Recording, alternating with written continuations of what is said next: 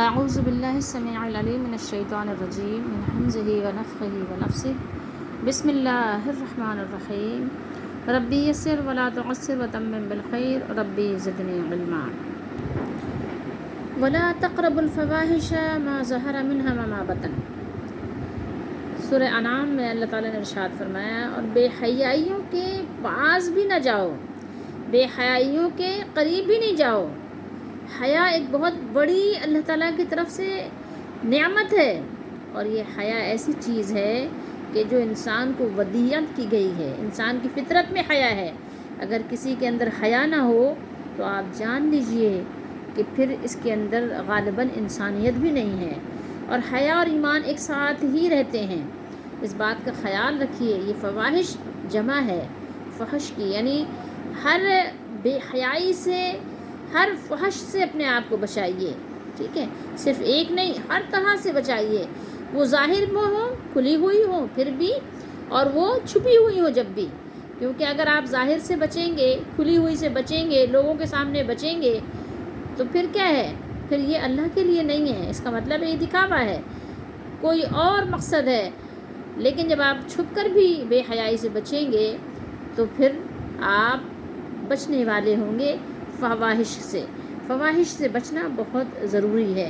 دیکھیے، آج میں آپ کو یہ اس لیے بتانا چاہتی ہوں کہ ہمارے یہاں سوشل میڈیا کا جو ہے نا، وہ ایک دورہ ہے ہمارے زمانے میں۔ فی زمانہ آپ دیکھیں بچوں کے بھی ہاتھوں میں موبائلز ہیں، اور جس کا جہاں دل چاہتا ہے، کوئی سیلفی بنا رہا ہے، کوئی مطلب یعنی آپ دیکھیں تو ہر طرح کی یعنی چیزیں جو ہے کیا کی جاتی ہیں، کیپچر کر لی جاتی ہیں ہر چیز، کیونکہ ظاہر ہے ان کے پاس موبائل ہے اور اس میں ہر طرح کی سہولت موجود ہے، اور اب کیمرہ لینے کی آپ کو ضرورت نہیں ہے۔ تو اس سے کیا نقصان ہوا؟ نقصان یہ ہوا کہ صحیح کے ساتھ بہت کچھ غلط بھی پروموٹ ہونے لگ گیا۔ میں آج آپ کو یہ اس لیے بتانا چاہتی ہوں کہ ابھی حال میں ہی جو ہمارے یعنی شہر میں یہ واقعہ پیش آیا کہ عامر لیاقت حسین، ان کے ساتھ جو کچھ ہوا، یا جس طرح سے ان کے ساتھ سلوک کیا گیا، اور کسی اور نے نہیں کیا بلکہ ان کی اپنی منقوحہ نے کیا، جس سے انہوں نے نکاح کیا تھا۔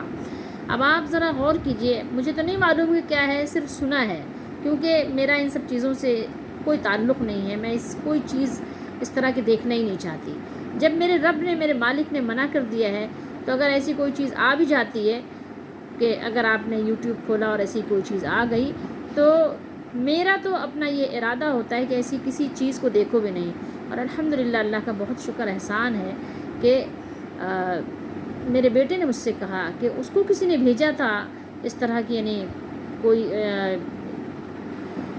کلپ وغیرہ، تو اس نے مجھے بتایا کہ امی میں نے نہیں دیکھا۔ مجھے بڑی خوشی ہوئی کہ مطلب گندی چیز آپ کو دیکھنی بھی نہیں ہے، وہ کوئی بھی کرے۔ تو اب اس میں یہ بتانا چاہتی ہوں آج کے اپنے نوجوان بچوں کو کہ آپ کے لیے اور میرے لیے اس میں کتنا سبق ہے۔ نکاح کرنے والوں کو، ہمارے نوجوانوں کو جن کو بڑا شوق ہوتا ہے نا کہ بس نکاح کرنے کے وقت وہ بالکل بھی کہنا چاہیے کہ جذباتی ہو جاتے ہیں، اور وہ نہیں خیال کرتے کہ نکاح میں کس سے کر رہا ہوں اور یہ کون ہے۔ بس اوقات بچیاں بھی ایسی غلطیاں کرتی ہیں اور بچے بھی ایسی غلطیاں کرتے ہیں، تو اس لیے ان کو بہت محتاط رہنا چاہیے۔ گندی باتیں پھیلانے والوں کو تو سخت سزا دینی چاہیے۔ اللہ کے نبی صلی اللہ علیہ وآلہ وسلم نے ارشاد فرمایا کہ ایسے شخص کو شہر بدر کر دو، شہر سے باہر نکال دو۔ ایک شخص لیٹا ہوا تھا اور اس کا کپڑا اس کے یعنی جو پردے کی جگہ سے ہٹا ہوا تھا۔ آپ نے فرمایا کہ یعنی یہ شخص ایسی جگہ پر لیٹا ہے جہاں لوگوں کی نظر پڑ سکتی ہے، مفہوم ہے حدیث شریف کا، اور یہ احتیاط نہیں کر رہا ہے۔ احتیاط اس کو کرنی چاہیے تھی، اس کو نکال دو یہاں سے۔ تصور کیجئے بے حیائی کتنی زیادہ ناپسند ہے۔ اب ایک خاتون، ایک بیوی اگر وہ اپنے شوہر کی اس طرح کی یعنی آپ کہیے کہ فلم بنائے اور اس طرح کی یعنی وہ حالات کو کیپچر کرے، تو آپ تصور کر سکتے ہیں کہ اس کی سوچ کتنی گندی ہے اور کتنی یعنی نیچ ہے اور کتنی گھٹیا ہے۔ آپ خود تصور کر سکتے ہیں۔ ہاں یہ بات تو ہے کہ اگر کوئی شخص، کوئی بھی انسان جائے کسی لڑکی کو پکڑ کے لے آئے اور اس کے سامنے اس طرح کی حرکت کرے، تو سمجھ میں بھی اب بات آتی ہے کہ بھائی ٹھیک ہے، اس نے غلط کیا ہے، تو آپ لوگوں کو پروف دے رہے ہیں کہ دیکھو یہ گندا انسان ہے۔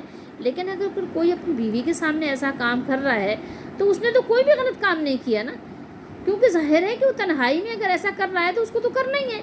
تو آپ ایسی چیزوں کو پروموٹ کر رہے ہیں، لوگوں کو بتا رہے ہیں، آپ لوگوں کے سامنے اس کو شرمندہ کر رہے ہیں، آپ اس کو رسوا کرنا چاہ رہے ہیں، جبکہ اللہ تعالیٰ نے حرام کر دیا ہے. اللہ نے ہر طرح کی بے حیائیوں کو حرام فرمایا. اللہ تعالیٰ نے چاہے وہ کھلی ہوئی ہوں چاہے وہ چھپی ہوئی ہوں، اور منع فرما دیا. اللہ نے فرمایا اللہ تم کو منع کرتا ہے، روکتا ہے. دیکھیے وینہا اور منع فرماتا ہے، سورہ نحل ہے یہ. فرمایا کہ ان الفحشاء، فحشاء سے اللہ تعالیٰ تم کو جو ہے فحاشی سے منع فرماتا ہے. اب آپ فحاشی سے جو آپ کو منع کیا گیا آپ اسی کو جو ہے اس کی پروموشن کر رہے ہیں. آپ ذرا تصور تو کریں آپ کر کیا رہے ہیں. ایسے لوگوں کو سخت سے سخت سزا دینی چاہیے اگر جو ہے کسی کے اندر اللہ کا ڈر ہو تو. اور اس کے علاوہ نبی کریم صلی اللہ علیہ وسلم نے ارشاد فرمایا ایمان اور حیا ایک ساتھ ہوتے ہیں. اگر آپ کے اندر حیا نہیں رہ گئی تو آپ پھر اپنے ایمان کو بھی چیک کیجئے. یہاں دیکھیے اللہ تعالیٰ نے 3 باتوں سے ایک ساتھ منع فرمایا، وَيَنْهَا عَنِ الْفَحْشَاءِ وَالْمُنْكَرِ وَالْبَغْيِ. ٹھیک ہے، فحاشی سے بھی منع کیا، ناپسندیدہ باتوں سے بھی منع کیا، اور بغاوت سے بھی منع فرمایا. قرآن مجید کی جامع ترین آیات میں سے یہ آیات ہے. اور اگر اس آیت مبارکہ سے آپ سبق نہیں لیتے اور اپنے آپ کو نہیں بچاتے تو جان لیجئے کہ یہ انفرادی اور اجتماعی معاملات کو کیا کریں گے، بگاڑ کر رکھ دیں گے. یہ چیزیں انسان کے اندر اگر بغاوت ہو، منکرات کو پھیلانا ہو، فحاشی کا پھیلانا ہو، آپ کے معاشرے میں ایسا بگاڑ پیدا کر دیں گے، ایسا فساد برپا کر دیں گے کہ اس کا انسان اندازہ بھی نہیں لگا سکتا. اس لیے مجھے اور آپ کو سوچنا چاہیے کہ اس طرح کی خواتین، لڑکیاں، بچیاں جو بھی آپ کو ملیں اور وہ آپ سے نکاح کی خواہش بھی ظاہر کریں اور بہت ہی زیادہ آپ کے سامنے اچھا بن کر بھی پیش ہوں، پھر بھی آپ نے سب سے پہلے تو استخارہ کرنا ہے شادی کرنے کے لیے. اس کے علاوہ آپ نے اس کا بیک گراؤنڈ ضرور دیکھنا ہے، اور پھر نکاح کر لینے کے بعد بھی بالکل اس پر اندھا اعتماد بھی نہیں کرنا. آپ کو اپنی نگاہیں کھلی رکھنا ہے کہ دیکھیں آپ کی یہ کیسی خاتون ہیں، کہیں ایسا نہ ہو کہ آپ کو ہی بیچ کھائیں. آپ دیکھیں کہ حشر نشر کر دیا ایسی، یعنی آپ دیکھیں کہ ایسی لڑکی آ گئی ایک عامر لیاقت کی نکاح میں کہ جو ایک ایسی شخصیت کہ جس کی شہرت بھی بہت زیادہ، مال و دولت بھی یعنی ٹھیک ٹھاک، اور لوگوں کے درمیان ایک اپنا ان کا وقار اور جو عزت رکھتے تھے. دنیوی لحاظ سے میں ایک بات کر رہی ہوں، میں کسی دینی حوالے سے بات نہیں کر رہی، لیکن اس میں سب کے لیے سبق ہے. کوئی دیندار بھی ہو یا وہ جس طرح کا بھی ہو، اسکالر ہو یا ایک عوام الناس میں سے کوئی فرد ہو، اس کے لیے اس میں بہت بڑا سبق ہے. آپ دیکھ سکتے ہیں کہ کس قدر، یعنی ایک آپ کہیں نا کہ وہ کوئی 14 سال اور کوئی 18 سال کہے جو بھی ہے، لیکن کام اس نے ایسا کیا ہے کہ ایک اتنی بڑی مشہور شخصیت کو اس نے سمجھ لیں کہ موت کے گھاٹ اتار دیا اس کو. آپ یہ کہیں گے اگر تو غلط نہیں ہوگا کہ لوگوں کے، حالانکہ ایسے لوگ اپنے آپ کو ذلیل کرتے ہیں، اپنے آپ کو وہ اپنا ظاہر کرتے ہیں کہ ہاں میں کتنا یعنی نیچ حرکت کر سکتا ہوں یا کر سکتی ہوں، میں کتنی یعنی نیچ گھرانے سے تعلق رکھتی ہوں. وہ خود اپنے آپ کو ایکسپوز کرتے ہیں. لیکن پھر بھی آپ نے اور ہم نے محتاط رہنا ہے. اپنے بچوں کو بھی یہی تعلیم دینی ہے کہ محتاط رہو. یہ باہر خواتین جو پھر رہی ہیں، آپ ان کے معاملے میں بہت زیادہ احتیاط سے کام لو، اور بالخصوص ان کو جب اپنے گھر میں لانے کا ارادہ رکھو، نکاح کرنے کا ارادہ ہو، تو بہت زیادہ آپ کو احتیاط سے کام لینا ہوگا، اور ان کے اوپر آپ کو انحصار نہیں کرنا ہوگا. اس لیے کہ کسی بھی وقت بغاوت کر سکتی ہیں، کسی بھی وقت یہ منکرات کو پھیلا سکتی ہیں، کسی بھی وقت یہ آپ پر الزامات لگا سکتی ہیں، اور اپنی یہ جھوٹی اور سستی شہرت حاصل کر کے اور آپ کو جو ہے یہ زمین بوس کر سکتی ہیں، یعنی آپ کو قبر کے اندر اتار سکتی ہیں. آپ کو ایسے صدمے، آپ کو ایسی اذیتیں اور آپ کو ایسی تکلیفیں پہنچائیں گی اور ایسے بدنام کرنے کی کوشش کریں گی کہ آپ دنیا میں کسی کو منہ دکھانے کے لائق نہ رہ جائیں. ان کی کوشش یہی ہوتی ہے، اور لوگ چھان بین نہیں کرتے، لوگ تحقیق نہیں کرتے. لوگ کیا، لوگ تو لوگ ہوتے ہیں نا، عوام تو عوام ہے، اس کو کیا ایک چیز مل گئی بس، نہ کوئی تحقیق ہے نہ کوئی تفتیش ہے، بلکہ ایک میں 4 لگا کر ایک بات اگر ہے رائی کا پہاڑ بنانے کے، تو ظاہر ہے لوگ عادی ہوتے ہیں. تو اس لیے ہمارے نوجوان بچوں کے لیے اس میں بہت بڑا سبق ہے، ان کے لیے اس میں بہت بڑی نصیحت ہے، اور ان کے لیے اس میں بہت بڑی عبرت کا سامان بھی ہے.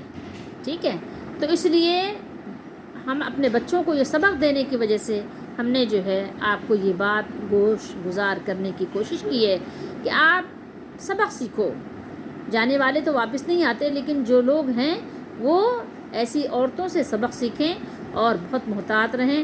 ٹھیک ہے، ہو سکتا ہے کہ آپ کے پاس آنے والی عورت آپ کے مال و دولت کی وجہ سے آئی ہو، آپ کی شہرت کی وجہ سے آئی ہو، ٹھیک ہے، یا اپنا نام کمانے کے لیے آئی ہو کہ مارکیٹ میں میرا ایک نام ہو جائے. تو اس لیے بہرحال ہم سب کو اللہ تعالیٰ توفیق دے کہ ہم سب جو ہے، جیسے ہمارے نبی صلی اللہ علیہ وسلم نے ارشاد فرمایا کہ نکاح کرتے وقت آپ دینداری کو اہمیت دیجیے. دیندار خواتین، یعنی دیندار وہ ہے کہ جو ایمان والی ہو، جو اللہ پر ایمان بھی رکھتی ہو، جس کا آخرت پر ایمان بھی ہو، اور اس کے علاوہ اس کے اندر کیا ہو، اس کے اندر اللہ کا تقوی بھی ہو.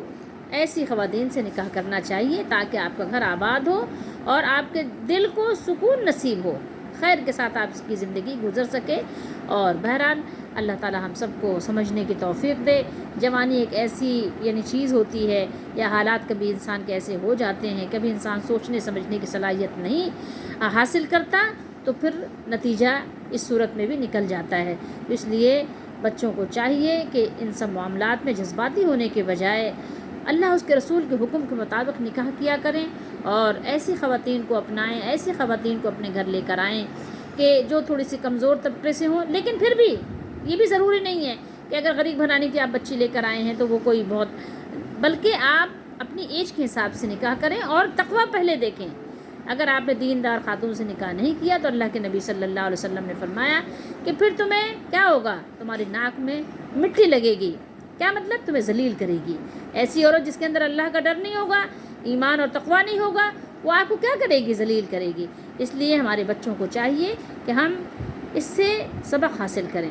جانے والوں کو کوئی واپس نہیں لا سکتا، لیکن جو لوگ ہیں ان کو چاہیے کہ ایسے واقعات سے بجائے اس کے کہ وہ لطف اندوز ہوں، نہیں، اللہ سے توبہ کریں، استغفار کریں، معافی مانگیں، اللہ کی پناہ طلب کریں اور دعا کریں کہ اللہ تعالیٰ ہمیں ایسے شرری لوگوں سے، ایسے باغی لوگوں سے اور ایسے اللہ تعالیٰ نیچ لوگوں سے ہم سب کو بچا کر رکھے، ہماری نسلوں کو بھی بچا کر رکھے. اور بے شک اللہ تعالیٰ ہی دستگیری کرنے والا ہے. بہت بڑا فتنے کا دور ہے.